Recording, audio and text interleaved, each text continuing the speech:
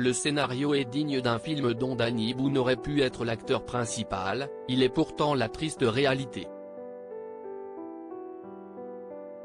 Le comédien de 56 ans, star de la comédie Bienvenue chez les Ch'tis, exporté dans le monde entier, aurait été victime d'une arnaque bien rodée. Comme le dévoile The Irish Examiner, le compagnon de Laurence Arnay aurait perdu plus de 6 millions d'euros dans l'affaire. Danny Boone aurait fait la connaissance d'un certain Terry Birle, une fausse identité, présenté comme le descendant d'une grande famille irlandaise. Les deux hommes auraient fait connaissance après que Danny Boone s'est vu offrir les services du fameux Terry Birle pour entretenir son bateau.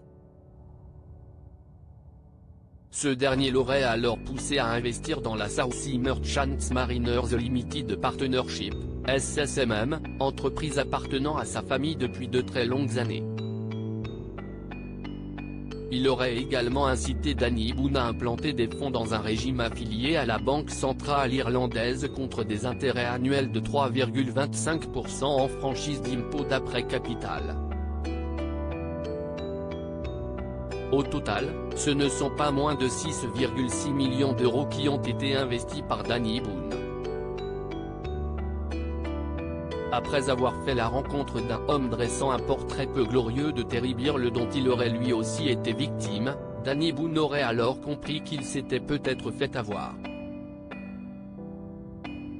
Il en aurait eu le cœur net en demandant un remboursement des fonds investis avant de se le voir refuser.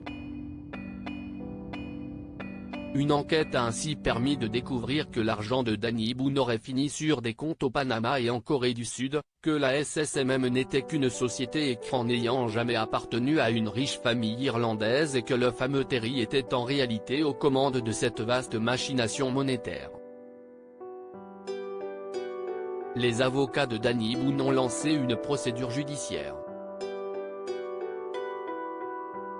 Ils auraient ainsi obtenu un gel des avoirs de Terry Birle, dont l'argent donné par Danny Boone aurait servi à l'achat d'une de ses maisons.